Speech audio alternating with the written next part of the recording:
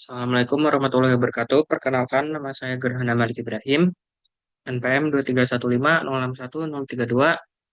Pada video kali ini, saya akan menjelaskan bagian kedua pada proyek akhir mata kuliah kecerdasan buatan, yaitu dengan judul klasifikasi jenis bunga iris menggunakan algoritma K-nearest neighbors atau KNN. Nah, sebelum itu,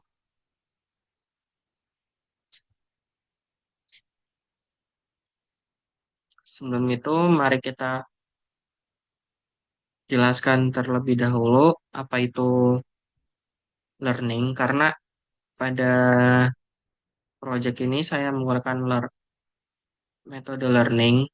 Nah, learning itu bisa disebut sebagai pembelajaran dalam AI, yang berarti proses membangun model dari data.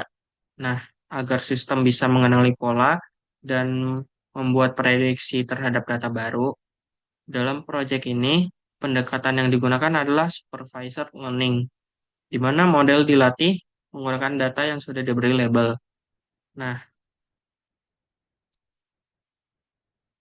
pada proyek ini kita menggunakan algoritma Kinner-Snakeborz atau KNN, yang merupakan algoritma supervised learning yang sederhana namun efektif. Nah, KNN ini dia bekerja dengan cara membandingkan data baru dengan sejumlah tetangga terdekat dalam data pelatihan, lalu mengklasifikasikannya berdasarkan mayoritas label tetangganya. Nah, dataset pada proyek ini saya menggunakan Kaggle. Ini untuk datasetnya, yaitu Iris CSF yang berisi 150 data bunga dengan 4 fitur utama, yaitu panjang dan lebar sepal, serta panjang dan lebar petal. Nah, label yang digunakan pada pada dataset ini dia menggunakan tiga jenis bunga, yaitu setosa, versicolor, dan virginica.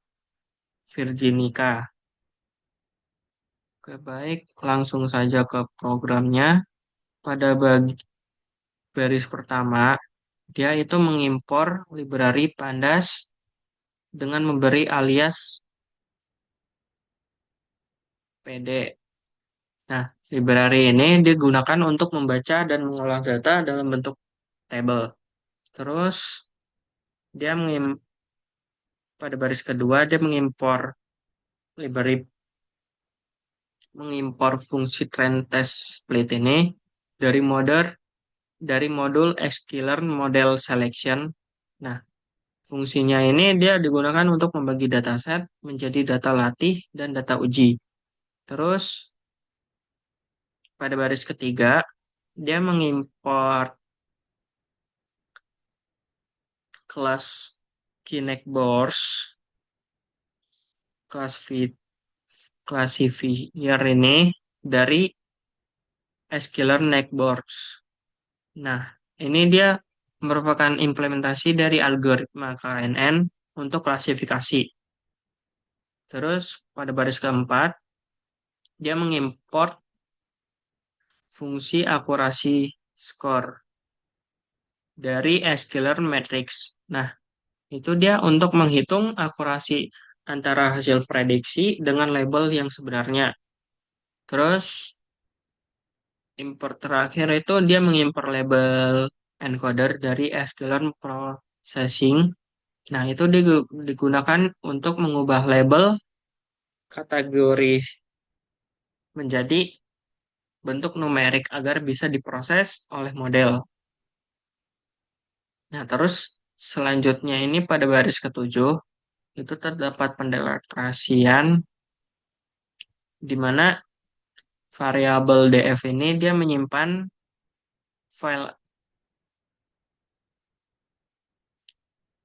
menyimpan, eh, jadi dia membaca file iris CSV yang berisi data bunga, terus menyimpannya ke variabel df,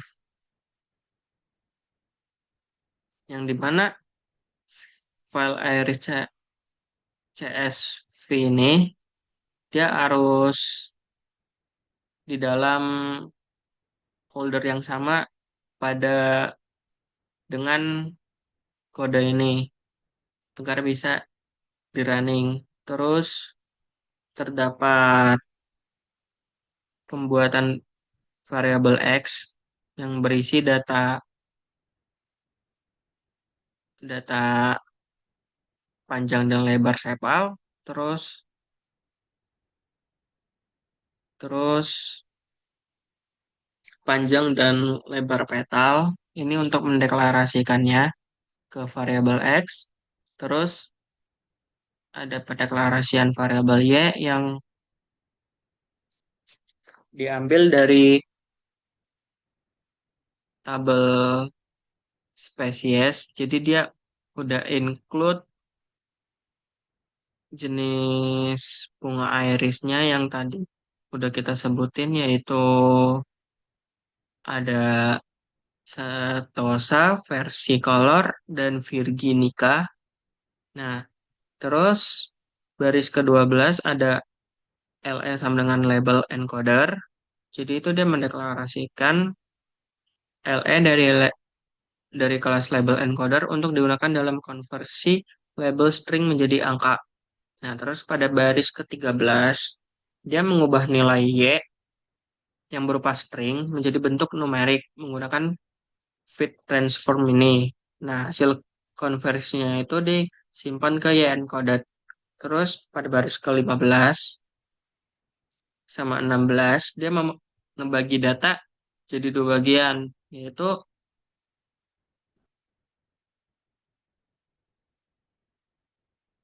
yaitu karena sini sudah ngambil 20%, jadi 80%-nya itu untuk pelatihan X-Trend dan Y-Trend. Nah, terus 20%-nya itu untuk pengujian X-Test dan Y-Test. Terus parameter random stat sama dengan 42 ini dia digunakan untuk memastikan pembagian data selalu sama jika dijalankan ulang.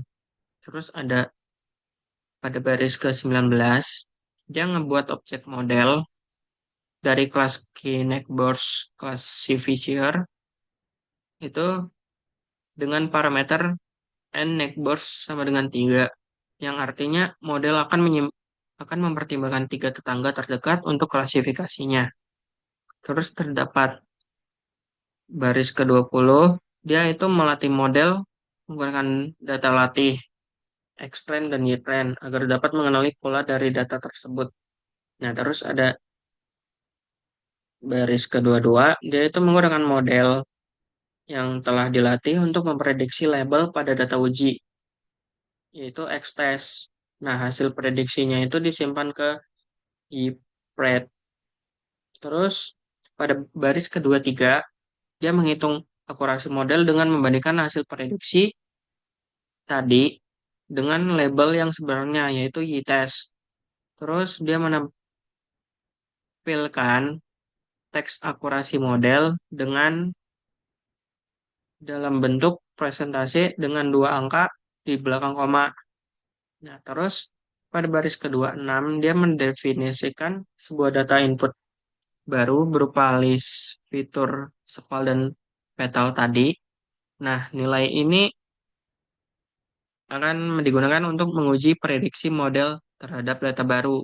Terus dia melakukan prediksi terhadap sampel sampel ini menggunakan model yang telah dilatih tadi. Nah, hasilnya itu prediksi berupa angka kelas. Nah, terus selanjutnya dia akan mencetak teks prediksi jenis bunga dengan hasil prediksi dari d- data latih tadi. Nah, hasil prediksinya itu dia berbentuk angka kembali ke label aslinya, yaitu nama bunga menggunakan inverse transform ini dan nampilin ke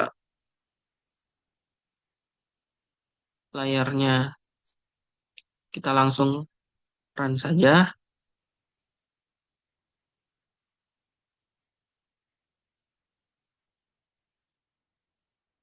Nah, di sini dia akan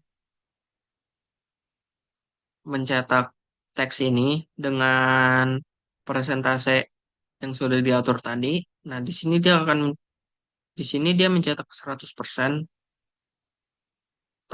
hasil presentasinya. Terus dia akan mencetak teks prediksi jenis bunga dengan hasil prediksinya dalam bentuk angka.